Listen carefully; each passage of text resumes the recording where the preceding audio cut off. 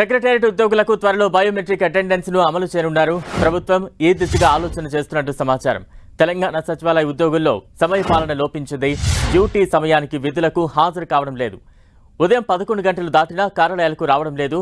మంత్రులు పలుమార్లు ఆకస్మిక తనిఖీలు చేసినప్పుడు ఇదే విషయం బయటపడింది.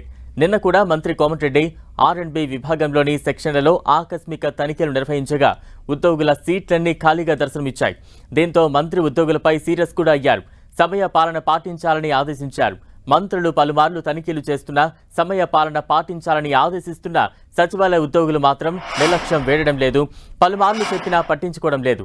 దీంతో ఇకపై వారికి బయోమెట్రిక్ అటెండెన్స్ అమలు చేసే యోచనలో ఉంది సర్కార్.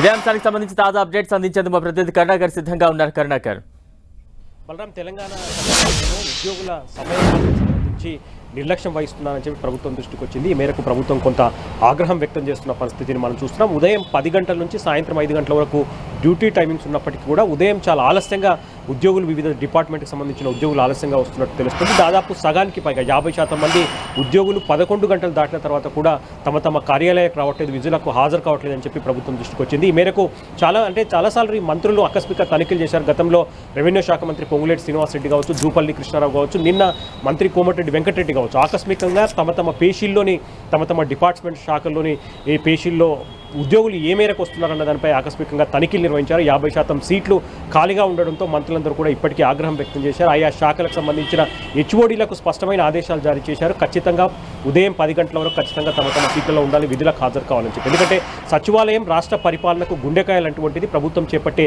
అన్ని కార్యక్రమాలు, అభివృద్ధి సంక్షేమ కార్యక్రమాలన్నీ కూడా సచివాలయం నుంటే ప్రజలకు చేరువ కావడానికి అమలయ్యేందుకు అవకాశం ఉంటుంది. కాబట్టి సచివాలయ ఉద్యోగులే నిర్లక్ష్యంగా వహించి సమయానికి రాకపోతే మాత్రం ప్రభుత్వ పాలన పడకేస్తుందని చెప్పి ఇప్పటికే మంత్రులు తీవ్ర ఆగ్రహం వ్యక్తం చేసిన పరిస్థితి.